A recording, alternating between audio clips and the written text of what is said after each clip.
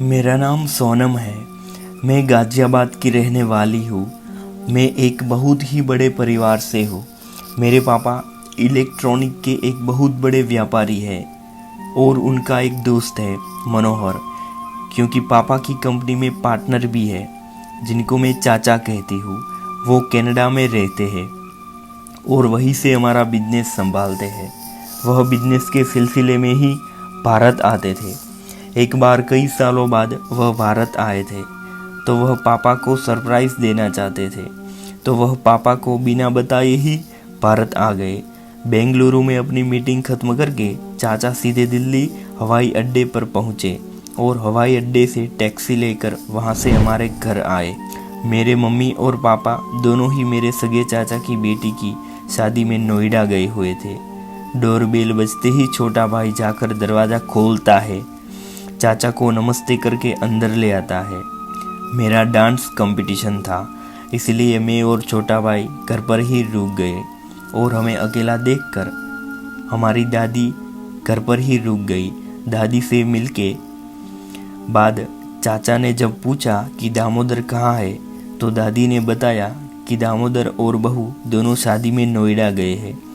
अभी दादी और चाचा बात ही कर रहे थे कि मैं उनकी आवाज़ सुनकर बाहर वाले कमरे में आ गई और चाचा को देखकर बहुत खुश हो गई और तुरंत जाकर चाचा से लिपट गई। चाचा मेरे लिए एक बहुत ही सुंदर और बड़ी सी डोल लेकर आए थे, जिसे देखकर मैं बहुत ही प्रफुल्लित हो उठी। और मेरे छोटे भाई अनिकेत के लिए सोनी का एक वीडियो गेम लाए थे। मैंने उन्हें उनका कमरा दिखाया और फ्रेश होने के बाद उन्होंने चाय नाश्ता कराया। बातों ही बातों में समय कैसे बीत गया कि कुछ पता ही नहीं चला। मेरी दीदी उन्हें बचपन से ही जानती थी, क्योंकि वह मेरे पापा के पुराने दोस्त थे। अभी किचन में खाना बन ही रहा था कि उन्होंने विस्की की फरमाइश की। हालांकि मुझे भी पता था कि उन्हें विस्की बहुत पसंद है और मेरे घर पर पापा की विस्की अधिकतर रहती थी, तो मैंने उन्हें विस्की सर्व की। चाचा विस्की पीने बैठे तो मेरे सर पर हाथ रखकर बोले कि तू कितनी बड़ी हो गई है सोनम। इतना सुनकर दादी मुस्कुराते हुए बोली, आप लोग बातें कीजिए, मैं फ्रेश होकर आती हूँ। तभी चाचा ने पीते हुए कहा, अरे सोनम, तू तो बड़ी हो गई है और बहुत सुंदर लग रही है। चाचा के मुंह से ऐसी बात सुनकर मैं एकदम से चौंक गई और धीरे धीरे से मुझे कुछ होने लगा, क्योंकि वह 20-21 की उम्र कुछ होती ही ऐसी है। मैं एकदम से शर्मा गई और आपके लिए सलाद लेकर आती हूँ कहकर किचन में चली गई। मेरी सांस तेज हो गई थी, दिल जोर जोर से धड़कने लगा था और किचन से निकलने वक्त बाहर लगे शीशे में खुद को देखकर मैं शर्माने लगी। तभी कमरे से चाचा की आवाज़ आई, अरे सोनम, सलाद नहीं मिला क्या? मैं दौड़कर कमरे में गई और सलाद दी, प्लेट उनके सामने रख दी।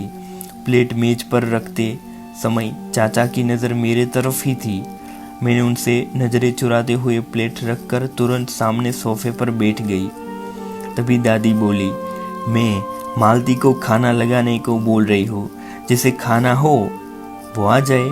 भाई, मैं खाकर सोने जा रही हूँ, तुम लोग पहले खा लो फिर बातें करना। इतना सुनते ही मैंने दादी से कहा कि दादी, मैं अभी रुक कर खाऊंगी। तो मेरे पीछे पीछे चाचा ने भी बाद में खाने की हामी भर दी। चाचा शराब पीते पीते मेरी ओर ही देख रहे थे और ना चाहते हुए भी मेरी नज़र उनकी तीर नज़रों से जाकर टकरा जा रही थी। कुछ पेग लगाने के बाद चाचा ने मुझे विस्की ऑफर की और बोले, अरे सोनम, शराब पीने का मज़ा अकेले नहीं आता है, तुम मेरा साथ नहीं दोगी क्या? मैंने आश्चर्य भरी आवाज़ में बोला, अरे नहीं चाचा, मैं यह सब नहीं पीती हूँ। तो इस पर वह अपनी मादक आवाज़ में बोले, तो क्या पीती हो जी? तभी दादी ने आवाज़ लगाई कि सोनम बेटा, मैंने खाना खा लिया है, सोने जा रही हूँ, तुम लोग भी खा लेना।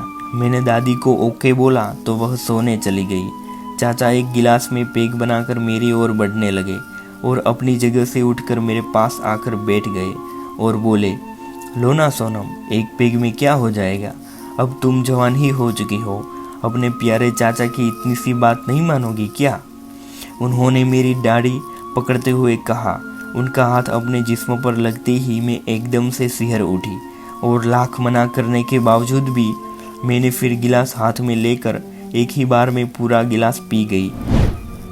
उन्होंने सलाद का प्लेट मेरी ओर बढ़ाते हुए कहा, कैसा लगा सोनम? बेवजह ही तुम डर रही थी, बताओ कुछ हुआ क्या? नहीं ना? मैंने सर झुकाकर उनकी बातों में धीरे से अपनी सहमति जताई। तो इस बार उन्होंने फिर से 2 पैग बना लिए और अब की वह मेरे कंधे पर अपना हाथ रखकर अपने हाथों से मुझे वाइन पिलाने लगे।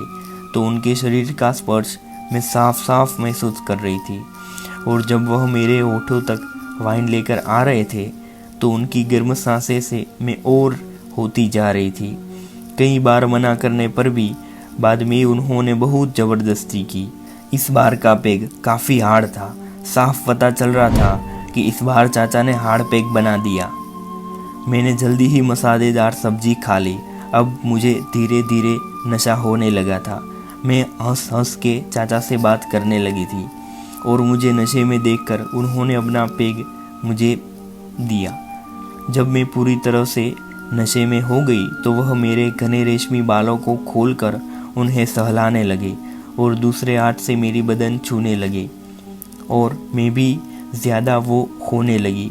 मैं नशे में तो थी पर मुझे उनकी हरकतें साफ साफ पता चल रही थी और इससे पहले कि बात कुछ ज़्यादा बिगड़ती मैं झटके से उठी और कहा, चलिए अब खाना खाते हैं। इतना बोलकर डाइनिंग टेबल पर जाकर बैठ गई तो वह भी मेरे पीछे पीछे आकर बैठ गए। मैंने जल्दी जल्दी थोड़ा सा खाना खाया और चाचा के उठने से पहले ही अपने कमरे में जाकर लाइट बंद करके लेट गई। काफ़ी देर से सोने की कोशिश कर रही थी पर मुझे नींद नहीं आ रही थी। मुझे बार बार चाचा की हरकतें याद आ रही थी। तभी मेरे कमरे का दरवाज़ा खुलता है और लाइट जल जाती है। चाचा मेरे बिस्तर पर पास आकर मेरी चादर खींचे हुए बोलते कि उठ जाओ सोनम, जानता हूँ तुम्हें नींद नहीं आ रही है। उनकी आवाज़ सुनकर मैं सोने का नाटक कर रही थी। डर के मारे अंदर ही अंदर मेरी सांसें तेज हो गई। मुझे चाचा की हरकतों में हवस साफ दिखाई दे रही थी। छोटा भाई दूसरे कमरे में सो रहा था और दादी भी गहरी नींद में थी। मैं भी नशे में थी। मुझे डर लग रहा था कि अगर मैं दादी को अपनी मदद के लिए बुलाती हूँ और अगर वह मुझे नशे में देखने लगे तो मेरी तो खैर नहीं, और अगर यह नशे वाली बात मेरे पापा को पता चली तो मुझे मार ही डालेंगे। मैं एक अजीब सी दुविधा में थी। इतना ज़्यादा डर में होने की वजह से मेरा नशा लगभग ख़त्म हो गया था। मैंने अपनी चादर को ज़ोर से पकड़ रखा था। मैंने अपने होठों को अपने दांतों से इतना तेज़ दबा रखा था कि मेरे होंठ कट गए। तभी चाचा ने बोला, उठो सोनम, कहते हुए मेरी चादर ज़ोर से खींच ली। अब मुझे बिना चादर के देखकर चाचा और भी ज़्यादा वो हो गए। उन्होंने मेरे कमरे का दरवाज़ा बंद करके कुंडी लगा दी। वह धीरे से, हाय सोनम कितनी सुंदर हो तुम, बोलते हुए मेरे पास आ गए और अपने मजबूत बाजुओं में पीछे से मेरी ओर आने लगे। मैं रोने लगी थी। मेरी रोने की आवाज़ सुनकर वह मेरे हाथ को पकड़ने की कोशिश करने लगे पर मैंने ज़ोर से अपना चेहरा तकिए में दबा रखा था। धीरे से मेरे हाथ पर हाथ रखकर उसे हाथ लगाने लगे। मैंने अपने पैरों को और ज़ोर से सिकुड़ लिया और ज़ोर से रोते हुए गिड़गिड़ाने लगी कि चाचा छोड़ दो मुझे, यह आप क्या कर रहे हो? मैं आपकी बेटी की तरह हूँ, प्लीज़ छोड़ दीजिए मुझे। पर उन पर तो जैसे आज हौस का भूत सवार था। उस समय तो ऐसा लग रहा था कि आज वह मुझे खा ही जाएंगे। उन्होंने मुझे बोला, साली अब तू जवान हो गई है, तेरा बॉयफ्रेंड नहीं है क्या? उनकी ऐसी बात सुनकर मैं ज़ोर से रोने लगी। यही सोच रही थी कि किसी तरह दादी यहाँ आ जाती तो मुझे बचा लेती, पर दरवाज़ा बंद होने की वजह से आवाज़ बाहर नहीं जा रही थी। मैं खुद को बहुत ही असहाय महसूस कर रही थी। तभी न जाने कहाँ से मुझे इतनी ताकत आ गई कि मैंने ज़ोर से अपने दोनों पैरों को झटका और पैरों के ठीक पीछे बैठे चाचा को मारा। नशे में होने के कारण वो हल्का सा धक्का उन्हें ज़ोर का लगा, जिसकी वजह से चाचा सर के बल पर एक बेड के नीचे गिर गए और गिरते वक्त उनका सर बेड के पीछे रखे हुए एक स्टूल से जाकर टकराया और वह बेहोश हो गए। मैं उन्हें देखे बिना ही जल्दी से दरवाज़ा खोलकर दादी दादी चिल्लाने गई, कमरे से बाहर निकल गई। मेरी चीख सुनकर दादी तुरंत उठ गई और मुझे पकड़कर अपने सीने से लगा लिया। उन्हें लगा कि मैंने कोई बुरा सपना देखा है, पर मेरी हालत देखकर, मेरे बिखरे हुए बाल और रोने से सूजी हुई आंखें देखकर वह घबरा गई और पूछने लगी, क्या हुआ बेटा, क्या हुआ, बोलो तो। मैंने एक वाक्य में उन्हें सब बता डाला। मैंने कहा कि दादी मुझे बचा लो, चाचा मेरा रेप कर रहे थे। और इतना कहते ही मैं खुद को उनके सीने में छुपाकर ज़ोर ज़ोर से रोने लगी। दादी एकदम हैरानी से बोले, कहाँ है वो तेरा चाचा, कहते हुए उठ गई और मेरे कमरे में पहुंची। कमरे में पहुंचते ही हमने देखा कि एक घंटे खून की धारा बेड के नीचे से बढ़कर दरवाजे की तरफ आ रही थी, जिसे देखकर मैं चिल्ला उठी। दादी मुझे चुप कराने की कोशिश की, पर मैं चिल्ले जा रही थी कि मैंने नहीं मारा है इन्हें, मैंने नहीं मारा। दादी ने बिना समय गवाए झट से एम्बुलेंस को बुलाया और चाचा को हॉस्पिटल पहुंचाया और साथ ही साथ फ़ोन करके मम्मी पापा को भी बुला लिया।